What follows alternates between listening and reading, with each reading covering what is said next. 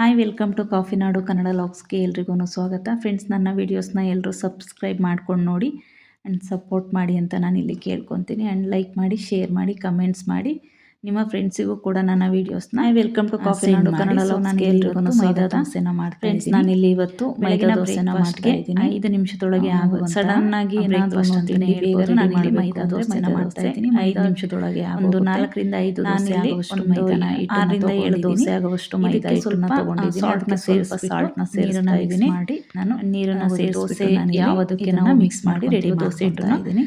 ಅದೇ ಥರ ನಾನು ಪ್ಯಾನ್ನ ಇಟ್ಬಿಟ್ಟು ಅದಕ್ಕೆ ಸ್ವಲ್ಪ ಎಣ್ಣೆ ಹಚ್ಬಿಟ್ಟು ಇದನ್ನ ನಾವು ನೆನೆಸಿಡಬೇಕು ಹಾಕ್ತಾ ಇದ್ದೀನಿ. ಸೊ ಇದು ಏನಾದರೂ ಸಡನ್ಲಿ ತಿಂಡಿ ಬೇಗ ಏನಾದರೂ ಆಗಿಲ್ಲ ಅಂತಂದರೆ ದೋಸೆ 2 ರಿಂದ 3 ನಿಮಿಷಕ್ಕೆ ಆಗುವಂಥ ಪ್ಯಾನ್ನ ಇಟ್ಬಿಟ್ಟು ಅದಕ್ಕೆ ನಾನಿಲ್ಲಿ ದೋಸೆನ ಬೇಗನೆ ಆಗುತ್ತೆ. ಸ್ವಲ್ಪ ಅದ್ರ ಮೇಲೆ ಎಣ್ಣೆ ಕೂಡ ಹಾಕ್ತಾ ಇದ್ದೀನಿ.